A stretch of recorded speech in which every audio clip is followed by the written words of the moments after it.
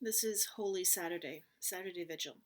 And if you're trying to get an image of how Saturday Vigil fits into Holy Week, try to imagine a race car or a racing motorcycle, and they're trying to jump a bunch of cars, and they go up the ramp. That's our equivalent of Good Friday, and then they're just hanging there in the air before they land, which is Easter Sunday. We're in that hanging period, that kind of everything stops. And if you've been following along with this, if you've been following the energy of Holy Week, you'll know that as the week gets darker and darker, the energy goes up. So we're in that holding pattern right now where we're all too anxious to take a deep breath. It is the moment where we just pause. And while we're pausing, we have the story of Jesus' body being put in the tomb of Joseph of Arimathea. All we're told about Joseph is that it's a new tomb, which immediately means he comes from money. That he went directly to Pilate, which means he has some political standing in the community. And that no one challenged him, which meant he's got a lot of respect from all levels of authority. He took Jesus' body to the tomb on Friday night. Now, for Hebrew folk in the first century, uh, much like it is today. The Hebrew folk started Passover celebrations, they started Sabbath on the Friday. This is very, very important. No one broke Sabbath. As soon as it got dark, not pitch dark, but as soon as the sun was starting to set, that was the beginning of Sabbath.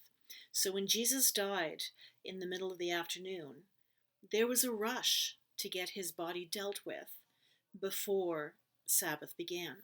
So Joseph stepped up and he took Jesus' body.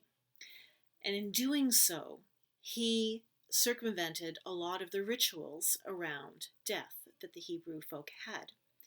Those rituals included washing the body, singing songs and praying prayers over the body, uh, draping it in cloth, saturating it with oils and uh, lards and other scents in order to preserve the body for as much as we can.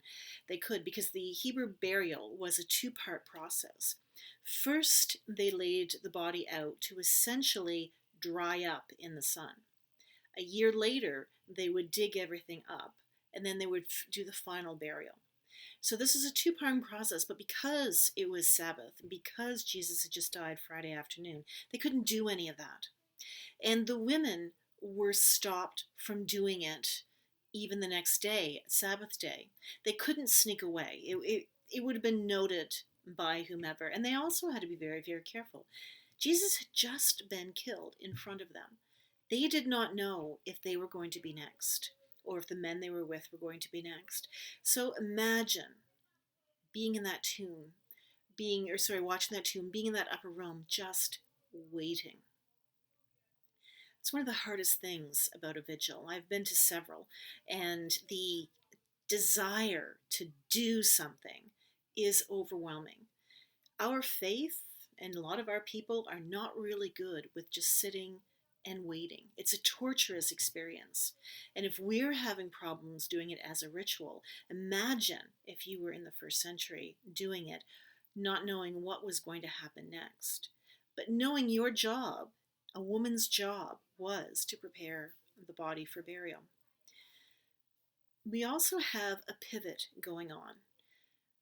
Just like we had a pivot with Judas from the joyous celebrations at the beginning of the week to the sadder celebrations, their acknowledgments at the end of the week, with the actual death of Jesus, we have a pivot from it being a story about Jesus and the men to being a story about Jesus and the women. Oftentimes, in our race to be way too patriarchal, we forget that the Easter Vigil is a women's vigil. It is a time for the women to want to get to do what they're supposed to do, to get ready, to have everything that they needed to have when they eventually would go to the tomb again. What was compounded, of course, was that Sabbath would be over as soon as the third star would appear on Saturday night. However, It was not safe for these women to go out at night. So they had to wait till dawn the next morning. So this entirety of the vigil, the entirety of waiting, really begins at sunset on Friday and goes to sunrise on Sunday. If you've ever wondered where the 3 days come in, it's inclusive counting, including Friday, Saturday, and Sunday, the third day before the women could actually get there and do what they needed to do.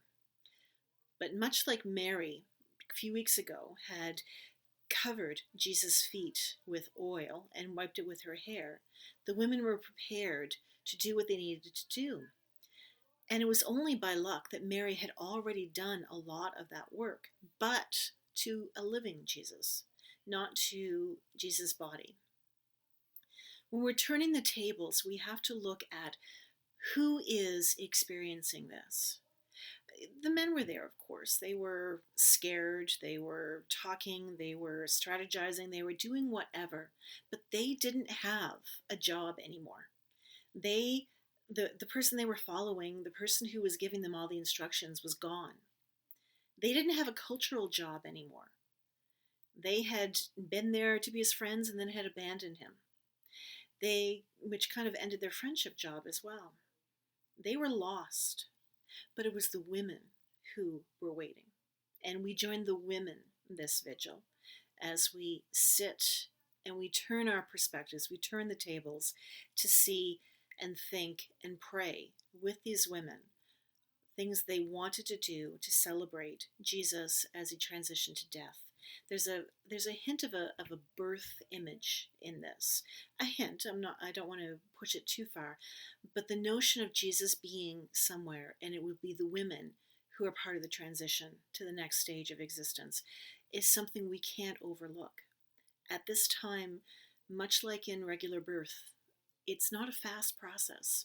It's a process of sitting and waiting that women are often called to do, especially in our faith.